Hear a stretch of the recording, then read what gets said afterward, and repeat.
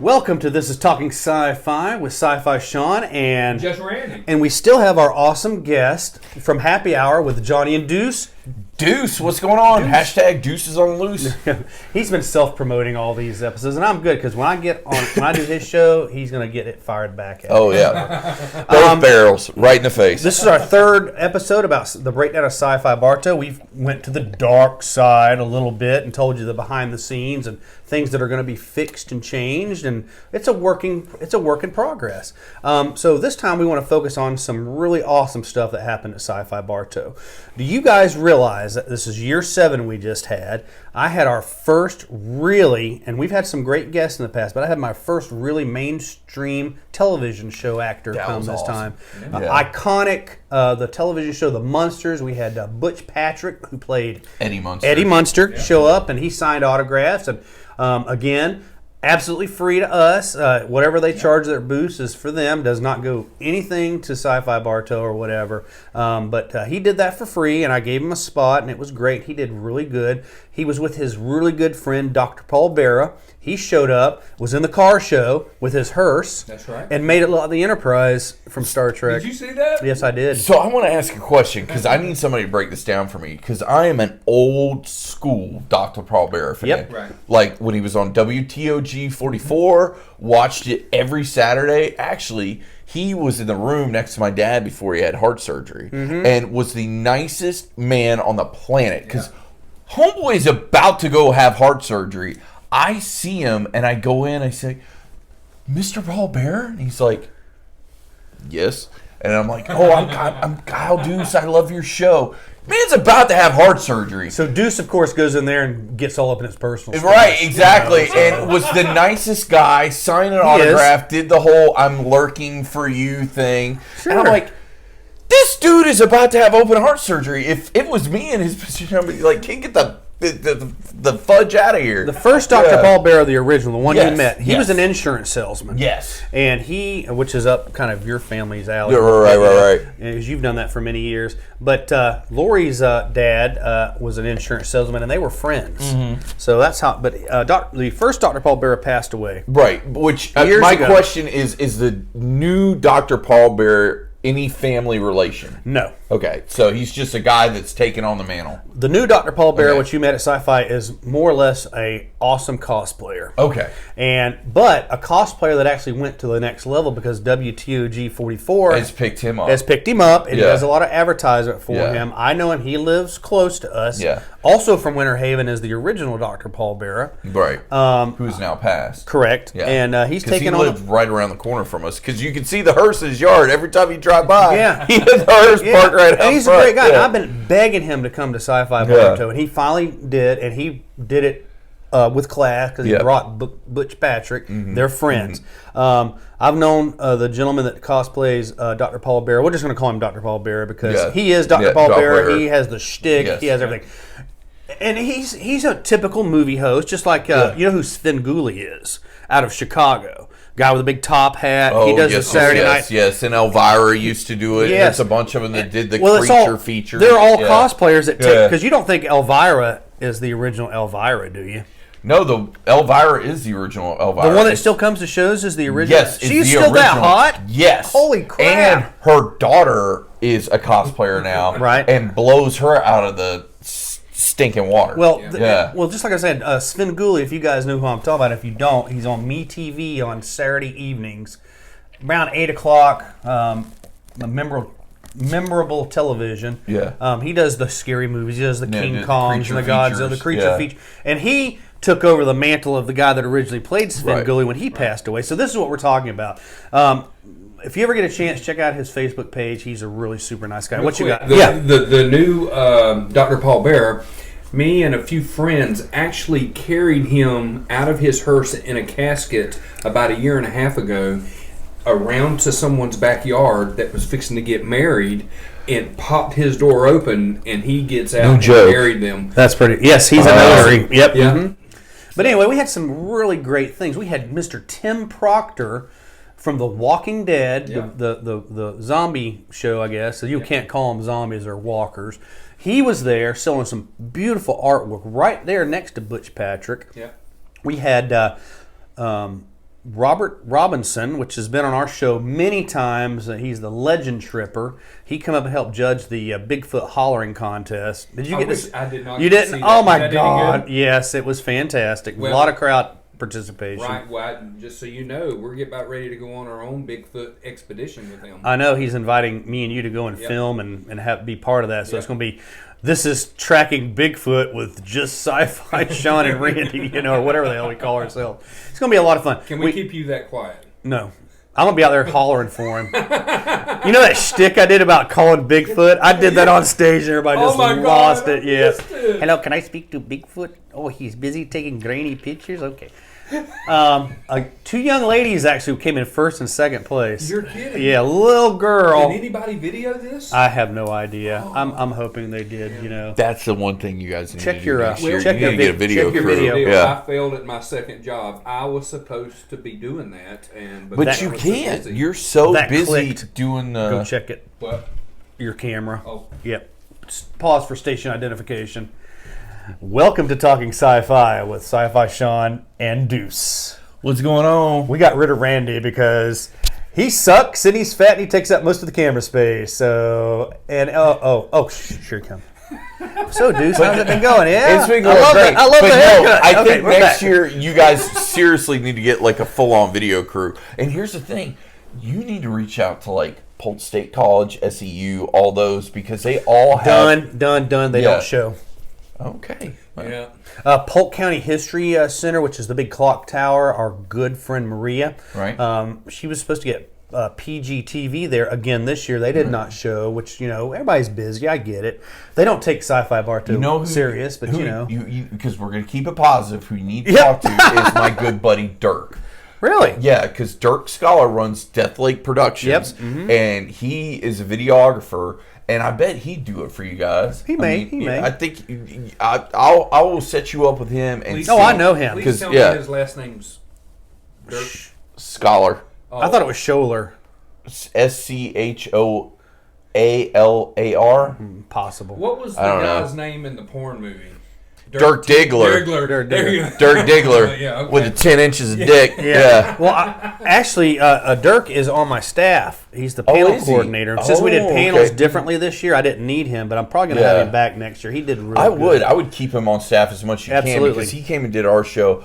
I love Dirk. Dirk is he is my adopted little brother is what he is. That's cool. He just doesn't know it yet. I love that kid. And hey, Dirk, if you're watching this, I love you. I'm so proud of you. Kid's great, so you definitely need to keep I don't him think around. he tunes into our program. I bet he does. You think so? Yeah. All right. Well, I'm on it. So Hey, where'd you get the watch. fucking Baby Yoda shirt from, My Randy? wife got me this. It's probably illegal, and Disney could probably sue me because I got this well before they were selling anything. Well, I'm going to tell you about how Disney tracks stuff down like that, just to offshoot. They're not worried about the one or two guys that are wearing the shirts. They're worried about China, which is not a problem at this moment in time because of Corona beer. Look, I'll tell you It's what. Corona beer, like, right? There's That's causing the a lot of things in this life that are going to take me out, but I'll be gosh darn if I'm getting taken out by something named after a light beer. Like, it ain't happening, bro. It ain't happening. So... Well, anyway, that's a story for another time. Yeah. Hey, remember when we did that podcast about the viruses and stuff taking over? God, I wish this would have been. I don't wish this would have been around, but this would have been some really good stuff at that time. We'll have to revisit that. Yeah, I agree. When 10,000 people in America have it. So, Sci-Fi Bartow, we had Mark Muncie as well was there. I don't want to forget about Mark. He has 3 best-selling books about freaky Florida, eerie Florida, I think spooky Florida or something. Mark, if you're listening, which I know you do, I'm sorry. And we're still trying to get you on the show, but you live a very long way, and I don't really... You know they've got this new invention called Skype? Yeah, I know, but we haven't... We're working on my it. tech guy thinks he's all tech savvy because he doesn't have a fucking DVD me player in write his this house. note down. Yeah, I was about to say, He has a computer. we'll talk later because what you can do is picture-in-picture. You can do this, Skype with him, and then interlay absolutely. it. Do y'all do that on your show? Yeah. That's cool. We Are y'all do doing that. video shows now? I didn't know that. We don't do video. We still only do the audio. just talk to but, them. That's right. I We know. talk to them. But we do a lot of our guests on Skype just because this is the weirdest thing. Skype, we get better audio quality than we do off of your cell phone. Wow. So that's cool. a lot of the celebrities we talk to, we do it on Skype because it's easier and we just get better quality. We do a lot with like pro wrestlers and cosplayers and musicians, like you name it, actors, Right. and we do it through Skype because it's just easier because they can get on their laptop, they can call us, and it's easy for them, and the audio is better. So Sounds good. We'll talk another time about that. Yeah. All right, let me tell you about the costume contest real quick. We do our costume contest a little bit differently than everyone else. We prejudge our costumes with our judges. Okay. Yes. So we had almost, I think, close to 60 entrants this year, which is the biggest Now, we've ever had. explain to the viewers at home what is prejudging mean. All right, so we have we were graciously given a room in the Polk County, History Museum. The clock Every year, tower, right? the clock tower. They give us a room. We have our 5 judges in there that are there's a judge that's been judging costume contests for eons. There's a Star Trek science fiction judge. There is a Star Wars guy that does other avenues of it, and we try to have a different grasp, male and female, of who judges. So you get to the technical call, which is at between 2:30 and 3:30. Okay. You line up, go through this gauntlet. You go stop in front of a table with all these judges, and they're asking you questions about your costume. In the air conditioner. In the air conditioning. Oh, that's nice. How did you build That is it? very nice. Yeah, how do you build it? What did you do? All this, and they'll go and get out and look at your costume. They're very specific, and we have 6, 7 categories for the costume contest, and they're judging for that. So then you go through. So we have learned over the years, because I've been helping with entertainment for conventions for almost 28 years now, that when you have a costume contest and you do the whole, all right, everybody line up and get in front, it takes a long time. So we're Oh trying to my cut God, the that's a time down, nightmare. Yeah. especially when you got 50 to 70 people in a costume contest and you have an hour to do it. Because SYFY Bartow is on a rigorous time schedule because of the time allotted for it. The lighting, because we're still in the fallback time when it gets darker at 6:30. And it's a one-day event. And it's a one-day event. And we have a lot to do. So they go through there, the judges, all the contestants come back outside and mingle around, show off their costumes, and we do what we call a costume parade. Yeah. So this will entail of, all right, everybody lines up and everybody gets to go in front of the main stage and show off their things, say their little spiel and whatever. Unbeknownst to my contestants. No, not myself. I know everything. I know everything that goes on at SYFY Bartow. Sorry. That's all right. Unbeknownst to our contestants, they're still being judged at this point While they're walking. to see what the crowd participation is. And see if things fall apart while they're walking. Correct. Exactly. Oh. So they go out there and then they go over there and they stand and then sneaky. Yep. Then the Sneaky, judges sneaky. come up, bring me who wins, and then they get their prizes or their rewards or whatever. So that's how that works. Much unlike the car show, which Randy, you do a People's Choice for everything, correct? Here's the deal. What happens when you go to a normal car show is that people walk around judges and they do this. Basically, the people that spend the most money on their car wins Right. at a regular car show. That's whack. You know what I'm saying? Yeah. So we want the people to pick their favorite anime or motorcycle or you know, Zombie zombie apocalypse. Yep. apocalypse and Well, here's my question. How do you do that? How do you let them choose that? every fan. That's at the end of Sci-Fi Bartow. Okay. The car show's at the end. I Okay. have a tent set up, and my wife mans that tent, and people come up and look for the car or number Right. of their favorite car. And then they give you a They paper. write Yep. it, stick it in a little box. Can I give you a suggestion for next year? And this, I think, will help you in multiple ways. You need to do a Facebook poll, and you need to do a Twitter poll.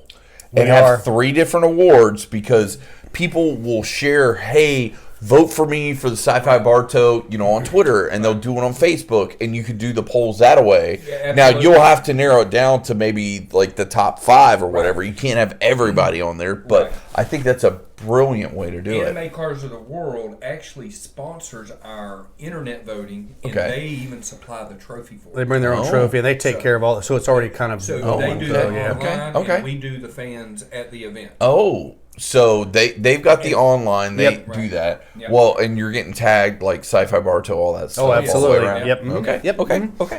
So that's the way the car show works. And we have an art show a lot of people don't know about, and you have to People got confused this year thinking they could just enter art in all day long. You can't. You have to have it in the morning. It's also a people's choice. Yep. And we had to turn away some people because it was 2 who o'clock. won this year? Yeah. Josh Bauer. Josh Bauer Our good buddy, again won. Josh Yep. Bauer. Mhm. And this, I think it's his 3rd year in a row, Yep. isn't it? He's going for all 4 trophies, I think. Is what his I hope goal so, is. man. He's hope good at what he keeps- does. He is great at what he Yep. does. Which is fantastic. He did 3 in a row, right? Yeah. Well, in the car show, the overall winner, our guy has won 3 times in a row. Now, And it who's just your burns- number one guy? It burns Sean's up. It's a zombie apocalypse car. Oh, that- called It the doesn't burn me Apocalypse. up. It just amazes me because the People guy, love it. and it goes back to the other episode we're talking about where vendors and cosplayers have to market. This guy markets. Yeah. He's got little kids getting up in this thing, and they get them getting to shoot the big machine gun and get pictures and get of it. pictures Is of he it. the Jabroni Joe that fired off the 50? No. Okay. Was he there this year? No, he No. said he was coming, but he didn't show up. Umbrella guy? Yeah. I wonder why. His car is I'll have awesome. to find out because he's very reliable when he says he's coming. Yeah. Right. But no, this guy, he goes and he buys Pokovic, Nicholas, he goes and buys these Nerf guns, these used Nerf guns. Yeah. He paints them up and then he gives them away at the show as contests. Does he? And Okay. sometimes he gives smaller guns away to the kids. Yeah. And he is there from the Nerf time guns. it starts- Yes, Nerf guns. Dude, yes. just so Yeah, he yeah, yeah. Modified Nerf guns. Say that. But that's what he does. He gives them out. He makes stickers out of his own pocket that say Apocalypse. Okay, of course he wins because he self-markets and he, puts his name out there and he lets other people figure everything out. A lot of people which I don't think is realize brilliant. this. Yeah. But he has thousands of dollars in the undercarriage and motor of that. Yes. Really? Has to So, start the show. Nick, Markets. He has a so hole cut in the roof. The kids stand in Yeah. the seat, poke their head out, and it onto can the hold gun, on to the gun. and the family gets. Well, to that take makes it a pictures. social interaction because some of those people aren't going to let you get anywhere near No, their car. they're not. So And that's what wins him the contest because Yeah. it's a People's Choice Award. And you make fun, and we do, and I do too. I've talked like, hey, you can't bring that rust back. I need a tetanus shot to touch it or whatever. And I've told him that. But there's dozens of people saying, hey, I'm going to do my car like that and rust it out. And I'm like, I've read his post and stuff. It's incredible. It's unbelievable. But anyway, car show's awesome. I think I've always called the car show the heartbeat of Sci-Fi Bartow, the heart of it. I'm thinking of Doctor Who because he's got 2 hearts. It's almost like Sci-Fi Bartow has 2 hearts. It does. Because there's the heart over here, which is the car show, and I think also there's a heart over here that's the vendors.